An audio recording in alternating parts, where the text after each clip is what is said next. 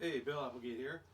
Today we're going to learn our first two movable major 7 chords. We're going to do that in kind of 3 short steps. First we're going to learn the chords, one with the bass on the 5th string, one with the bass on the root on the 6th string. Then we're going to try a little chord progression that uses those 2 major 7 chords. And then after that we'll even try improvising using over that progression using just a major scale. So you should be pretty familiar with the first 8 bar chord shapes, and hopefully you're getting those down pretty well, moving them around the neck. So first we're going to look at a shape for a major 7 chord with the root on the 5th string. So if you have your C chord, and then you know your C7 chord, the C major 7 is just adding the 2nd finger here right on the 3rd string. It's a real pretty chord, okay? You might notice that C, this is a note C, which is an octave from the root here. Anytime you want to know the note in octave, if you've kind of got down this 5th string, the names of the notes, if you just go skip a string and go up 2 frets, that's exactly an octave higher. So this is a C note also. If we take that C note, go down a half step, that's going to give us the major 7. Go down another half step, that's going to give us the C7, which is actually called a C dominant 7. But for short we always just call it a C7, but it actually means C dominant 7th. So just that one note is going down a half step and then another half step. If you play a C major scale, that's the 7th note of the scale. This would be the flatted 7th.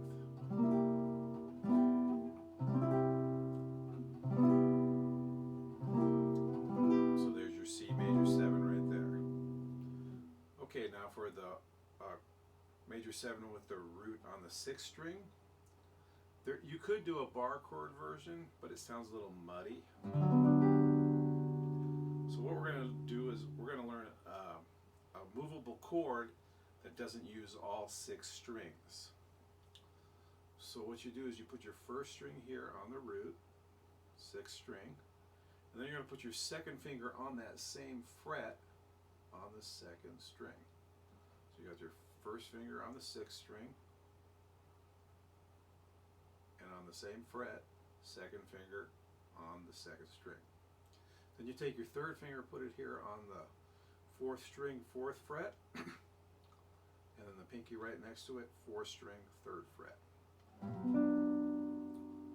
Okay, now there's a little trick to this. You have to slightly touch the 5th string with your 1st finger, and with kind of the meat here you touch the 1st string. So those 2 strings are muted. That's why we can move it. Now be careful, I see a lot of students that will kind of push down on this 5th string, and then you get kind of that muddy sound that way. So it's kind of in between, not perfectly arched, but a little bit leaning over. But not so much that you're playing that note.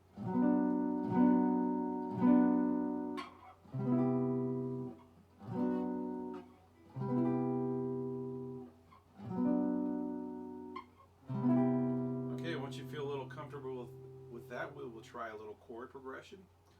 Now the nice thing about this chord progression is every chord comes from the key of G. Okay, so we're going to do a chord progression in the key of G, and all the chords in this progression come from that key.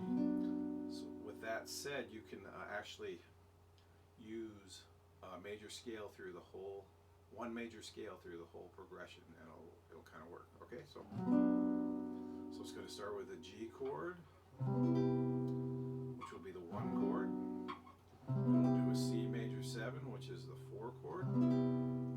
Then we're going to go up to B minor 7. We're going to go up here to the 7th position and play this shape. And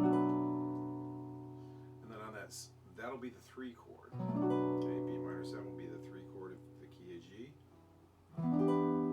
Then E minor 7 will be the 6th chord. It's on the same fret as the B minor 7. So you're on the B minor 7 like this. Just move this finger over, put this one down. Okay, then we'll shift to 5th position and do an A minor 7.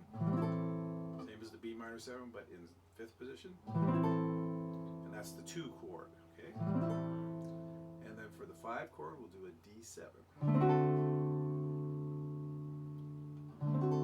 That's a dominant 7. Okay, let's try the whole progression. We'll use this strum that I use for beginning strumming in open chords, just down, down, up, down, up. Kind of, I call it the campfire strum, so we'll just use that. I'm just going to play through it once without a repeat. When you practice it, repeat it as much as you need. Okay, here we go. 2, ready, go.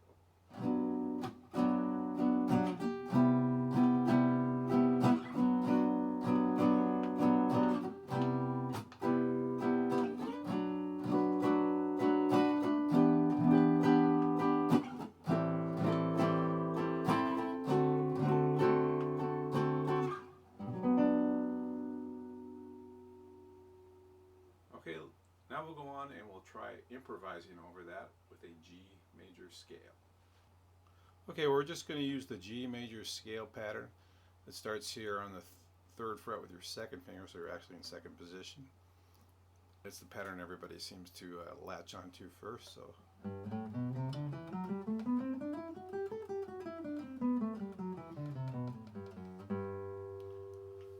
Now all these notes will fit the chords to a certain degree.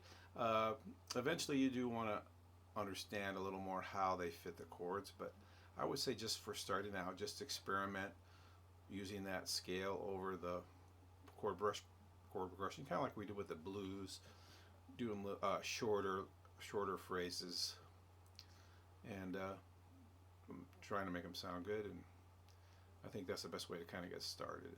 Then eventually you want to look at, why does the G major scale fit a B minor, or why does it fit an E minor, those kind of things. But for right now, I would just kind of jam around on this and see what you come up with. Okay, so here we go.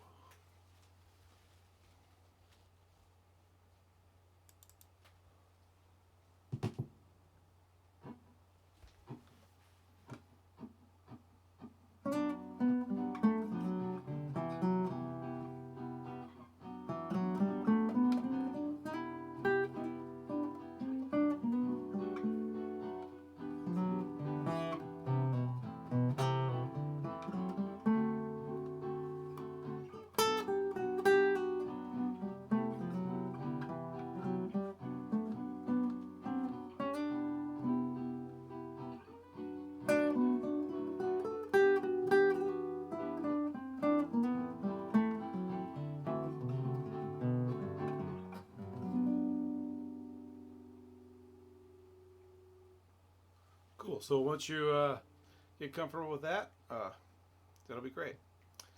So hopefully this gets you started playing the major 7 chords. It's a real pretty sound, and try improvising. You might need to. I will include a track, that I just used on my website. So if you want to find that, that'll be there. And good. So I hope this was useful, and you guys have a good day.